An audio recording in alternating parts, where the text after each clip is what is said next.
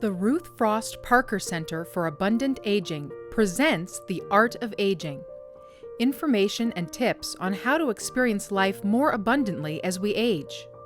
Our hosts are John King and Reverend Beth Long Higgins, Executive Director of the Ruth Frost Parker Center in Marion, Ohio, an organization affiliated with the United Church of Christ. LGBT seniors are going back into the closet because that fear is real. We've heard about homemakers going in, taking out a Bible and having the elder pray and asking for forgiveness. And to be cured. It's not too late for you to be cured of this. They go back in the closet. She might mistreat me or abuse me. And it turned out he was afraid of the orderlies, he was afraid of all these people that would really harass him or abuse him, and he was also afraid of the other seniors that were at this home. So he did not want to be seen associating with these gay people coming in here. It terrified him. So they stopped going. And eventually they heard, months and months later that he had passed away. He passed away alone. What you have just heard are excerpts from the film Gen Silent, which was produced and directed by Stu Maddux. Many straight people may not realize that being part of the LGBT community leads to unique fears of growing old. I got to know Stu a couple of years ago because we used this documentary to help educate our staff at United Church Homes. And I've been able to share Gen Silent in several congregations to help raise awareness about the unique aging challenges for those who are LGBT. Hi, Stu. Let's start by hearing the story of why you chose this topic. 10 years ago, I was looking for examples of successful aging as an LGBT person, since I am aging and I also identify as part of that community. And I really wasn't seeing good examples of that out there. I wasn't really seeing any examples of it, actually, good or bad. And it wasn't that they weren't out there, it's just that they were much harder to find than, say, your grandparents, your straight counterparts would be. So often we don't have a lot of role models because we're estranged from families or people who might act as those role models as we age, our grandparents, our parents, and so on. And so as I looked into why it was much harder to find older LGBT people, I was really struck by discovering that it was because they were growing increasingly afraid to be their authentic selves. So that was something that I kind of felt compelled to do something about with my powers of filmmaking. That's kind of my thing, and this seemed like a really important thing for selfish reasons as well as for altruistic ones. Yeah, it was interesting because some of your characters have been actively working within the gay rights movement since it began. But they are also, at least at the time of the film, facing some fears about having to get advanced care and how they might be treated. Yeah, there's this added layer, isn't there? I not only need to find a place that I can afford to age successfully if I have to leave my home, I have to find a place that is going to allow me to age as myself. Other people in the aging residence or wherever that might be may not be as accepting of me. And that's as big a challenge as the care workers, is those fellow residents. Just like everything with communities who have been historically underrepresented, there's kind of a added layer of having to navigate success in so many different areas, and aging is one of them. Yeah, one story you have Lawrence and Alexander. Lawrence cared for Alexander for many years at home, and then he had to move him to a facility. And then he had to change the facility because he wasn't being treated respectfully. Sometimes it's not so much a disrespect or active condemnation or abuse or anything so serious. It's more of just a not feeling comfortable to say, hold your partner's hand. Activities of daily living require somebody who is willing to do a lot of very personal things for you. The way he told the story of how he feels comfortable massaging his hand now, whereas before he felt like he had to pretend like he was just putting lotion on it, really brought that home. Yeah, and as a filmmaker, I have to say that when you find a quote that summarizes the entire story so well, it's very moving, actually, because you try to tell a story in so many different ways, but when a person says it so succinctly, it's really been a thing that has come up over and over for audiences, is that one particular anecdote about just wanting to do something as simple as put lotion on a person's hands, a very basic need in a hospital or a care facility. But when it becomes you having to look over your shoulder to see if I'm being too intimate with somebody I've spent my life with, well, that really brings it home. Of just smoothing lotion onto his hands and touching his skin. And as I touch his skin, saying, I love you. The other thing about that couple is that Alexander had been a Harvard professor. And I was struck by the fact that this is happening in Boston. Even though it was 10 years ago, I think of Boston as probably the most progressive place, maybe other than San Francisco, in the country. Well, I think also what happens is that these communities that are thought of, that think of themselves as very liberal and affirming, often have a lot of blind spots. There's just an assumption. I certainly had the same assumption you had, and surprised that this is going on in a place that is considered so progressive and forward-thinking. And we found over the years that the communities where it's more of a challenge and there's going to be more pushback advance quickly, and almost more so than communities that are more liberal in addressing this issue. It's as if there is a small island of people in maybe a more conservative community that are willing to kind of push through and push back, whereas it's kind of taken for granted in maybe more liberal, larger places. Part of what you do in this film is talk about how horrifying it was for people who were young in the 50s, when it was really impossible to be out of the closet. Let's hear a clip about what it was like at that point. There was something called the Midtown Journal, which was a terribly scurrilous rag in the city of Boston that they used to go out and they tried to target people who were gay. And he would get all the names of all the people who'd been arrested that week in the bars, and he'd put their names in the newspaper. Every week people would, grab that paper to find out, who had been outed. It would destroy your life. Can you just talk about what it was like in the 50s and how that impacted how people were looking at maybe having to be put into care? You could lose your job, you could lose your family, you could be placed in psychiatric care. For women, they could lose their children. A court would almost automatically rule in favor of the husband if it could be proven that the woman was having a relationship with another woman. And this was up until, I believe, the late 70s, even up through the 80s and later, and still in many places today, workplace protection is not ensured, even though we've had a recent Supreme Court ruling affirming that. There's a lot of internalized terror, really. It still goes on. We hear about this period in the 50s, that whole time when it was just very, very dangerous. And now at the end of life, being adaptable again in the ways that they've had to be their entire lives to survive growing old with care. So things have changed in a lot of ways, and sometimes they haven't. And the pendulum has swung back the other way, hasn't it? We thought when we did the interview with Mel Sims, who said didn't come out of the closet because I was worried about the pendulum swinging back against me, that was an older person's internalized fear. Lo and behold, he was right. Here we are 10 years later, and the pendulum is swung back against many LGBT older people. The flip side is that even if we could encourage them, it's okay.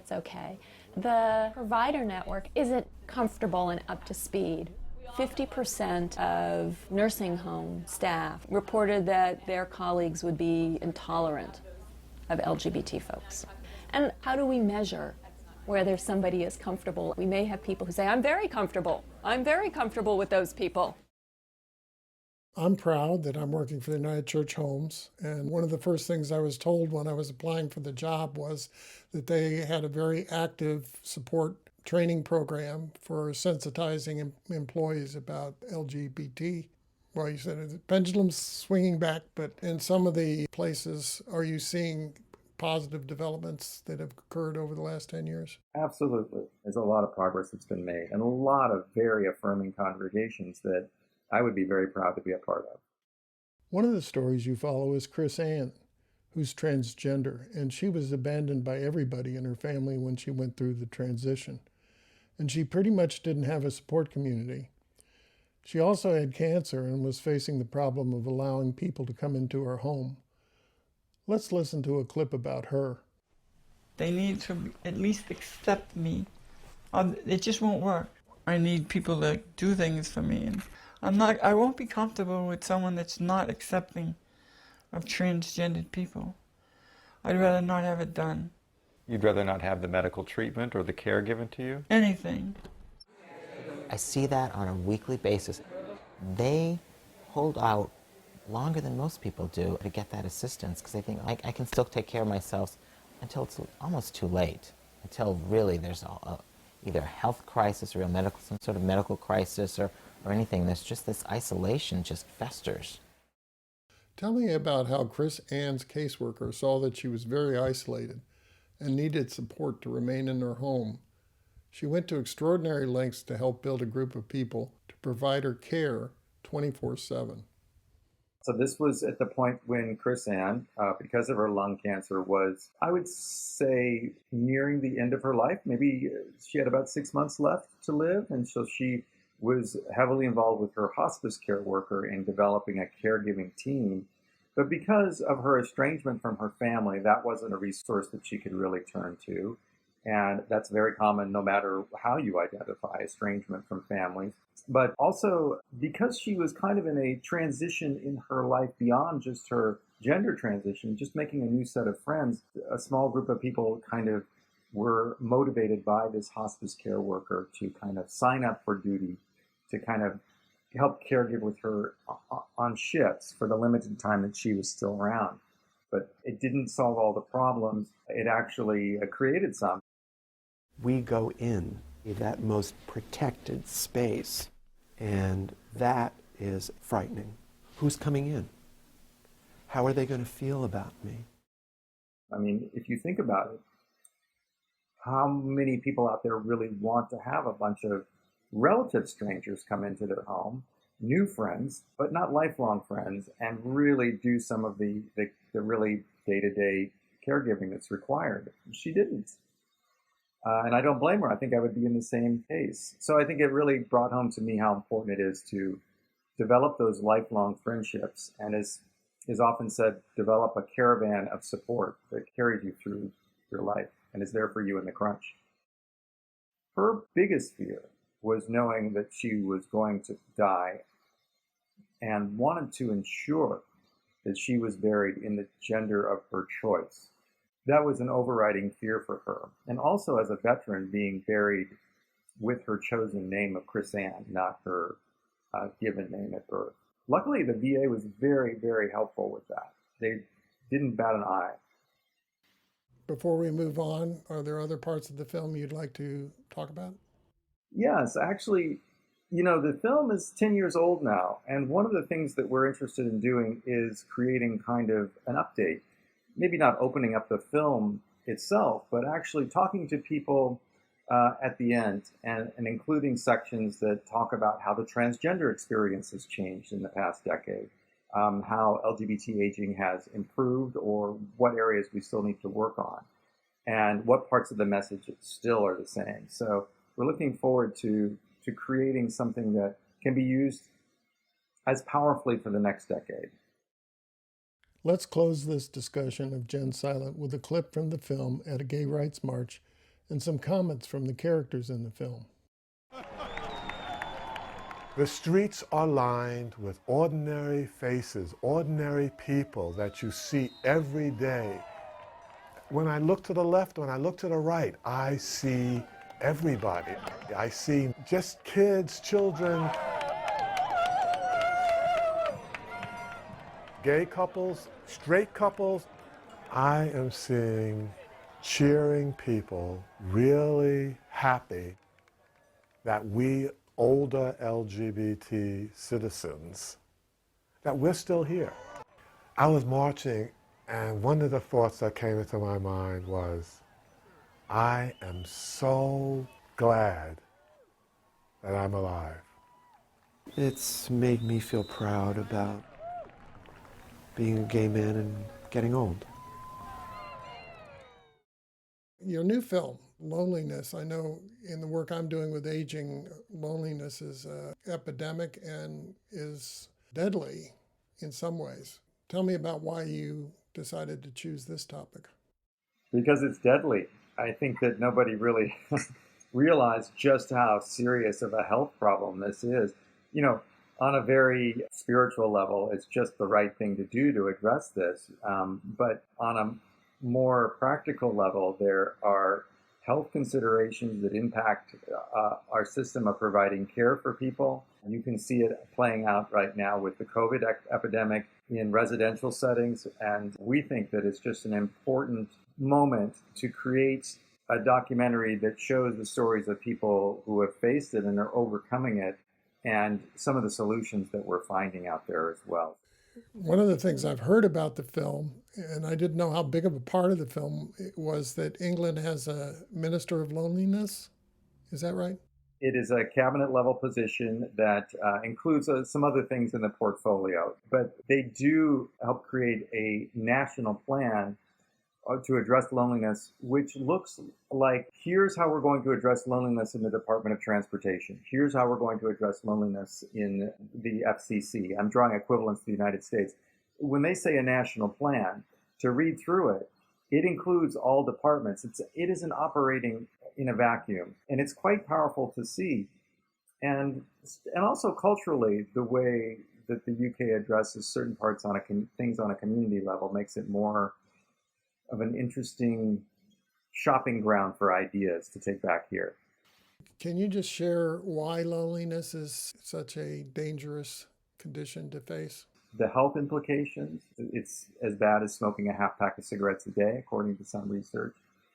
It shows the huge economic impact, and it just shows also the toll it takes on our human soul, individually and collectively, as a civilization, as humanity. So I think exploring that is a very real, tangible thing. And at the beginning, I thought loneliness was a feeling.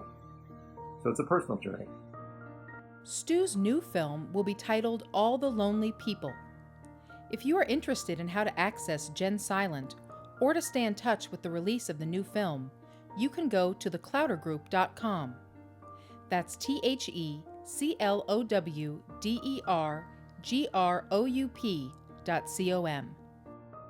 In our next episode, we'll be learning about a number of technologies that can make our lives easier, safer, and healthier as we grow old. This podcast was funded in part by the Dayton Foundation Del Mar Encore Fellows Initiative and the Ruth Frost Parker Center for Abundant Aging, a program of United Church Homes. Audio production and interviews were conducted by Del Mar Fellow Eric Johnson.